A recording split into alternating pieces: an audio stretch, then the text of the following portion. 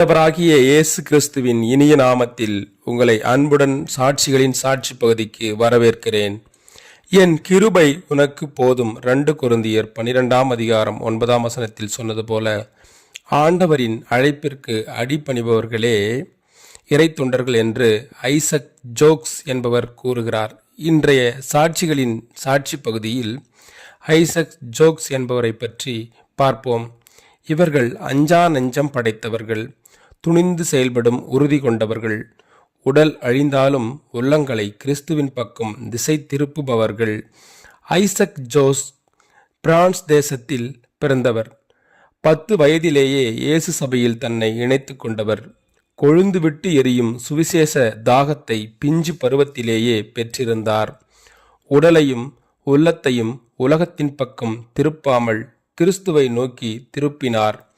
இயேசு சபையின் தலைமையிடத்திலிருந்து ஒரு அழைப்பு ஐசக் ஜோக்ஸ் ஐ தேடி வந்தது. வட அமெரிக்காவுக்கு சுவிசேஷத்தை ஏந்தி செல்ல வேண்டும் என்பதே அந்த அழைப்பு. உடனே தன்னை அர்ப்பணித்தார் ஐசக் ஜோக்ஸ். நெடுநாள் பயணத்திற்கு பின் 8 பேர் அடங்கிய மிஷனரி குழு வட அமெரிக்காவை அடைந்தது.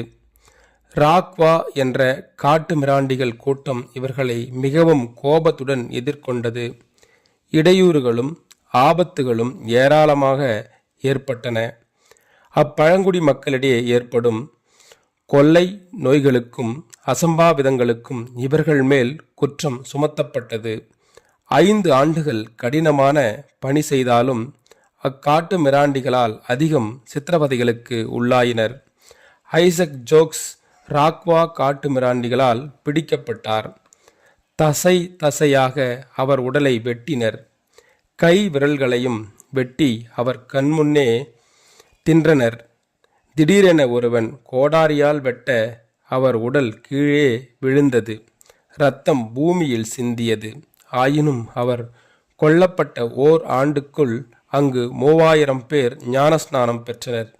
இச்செய்தி அவரின் பணியினை வெளிப்படுத்தி காட்டுவதாகவும் நம்முடைய விசுவாச வாழ்வை பலப்படுத்துவதாகவும் அமைகிறது. ஆம் அன்பர்களே, நாமும் ஐசக் ஜோக்ஸை போல ஆண்டவராகிய இயேசு கிறிஸ்துவுடைய ஊழியத்தை நாம் தொடர்ந்து பிரஸ்தாபப்படுத்துவோம். அவர் செய்த அற்புதங்களையும் அதிசயங்களையும் இந்த உலகத்தில் நாம் வாழும் வரை அந்நிய மக்களுக்கு, அறியாத மக்களுக்கு நாம் எடுத்து கூறுவோம். ஜபம். எங்களை அளவில்லாமல் நேசிக்கிற அன்பு தகப்பனே, ஒருவராய் பெரிய அதிசயங்களே செய்கிறவரே, இந்த நாளை உமது கரத்திலே ஒப்படைக்கிறோம் ஆண்டவரே. அப்பா, இந்த நாளில் அப்பா ஸ்தோத்திரம் ஸ்தோத்திரம் ஆண்டவரே. ஒவ்வொரு பிள்ளைகளும் செய்கிற ஒவ்வொரு வேலைகளையும் உமது கரத்திலே ஒப்படைக்கிறோம் ஆண்டவரே. அவர்களை அப்பா ஸ்தோத்திரம் உச்சந்தலை முதல் உள்ளங்கால் வரை அவர்களை உமது கண்மணியை போல் காத்து ஆசீர்வதித்து பலப்படுத்துவீராக தகப்பனே. அவருடைய எல்லா தேவைகளையும், பொருளாதார தேவையெல்லாம் சந்தித்து சமாதான வாழ்வை வாழும்படியாக கிருபை செய்தருளும் ஆண்டவரே. நீர் சொல்லாகும், நீர் கட்டளையிட நிற்கும் ஆண்டவரே. ஆசீர்வதியும் பலப்படுத்தும் காத்துக்கொள்ளும். இயேசுவின் நாமத்தில் ஜபிக்கிறோம். ஜபம் கேளு ஜீவனுள்ள நல்ல பிதாவே. ஆமேன்.